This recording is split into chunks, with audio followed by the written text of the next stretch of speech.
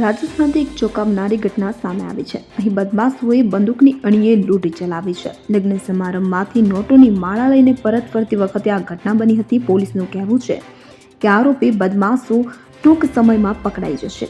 મળતી માહિતી મુજબ તાવડુનો રહેવાસી સાદ ખાન લગ્ન સમારોહમાં વરરાજાને ચલણી નોટોની માળા પહેરાવવાનું કામ કરે છે.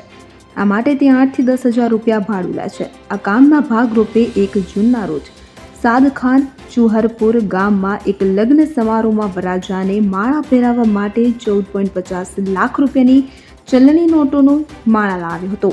માળા પહેરાવવાની વિધિ પૂર્ણ કરીને ઘરે પરત ફરતા દરમિયાન ક્રેટા કારમાં આવી રહેલા સશસ્ત્ર બદમાશોએ તેની બાઇકને ટક્કર મારી અને ચલણી નોટોથી ભરેલી બેગ લઈને ભાગી ગયા હતા.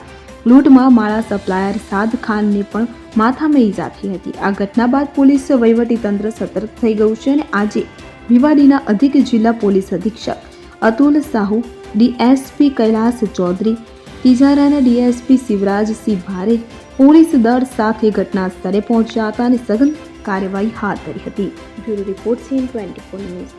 હવે જુઓ દેશ દુનિયાની તમામ ખબરો તમારી આંગળીના ટેરવે. ઉઠાવો મોબાઈલ અને Google Play Store પરથી ડાઉનલોડ કરો અમારી CN24 ન્યૂઝ મોબાઈલ એપ.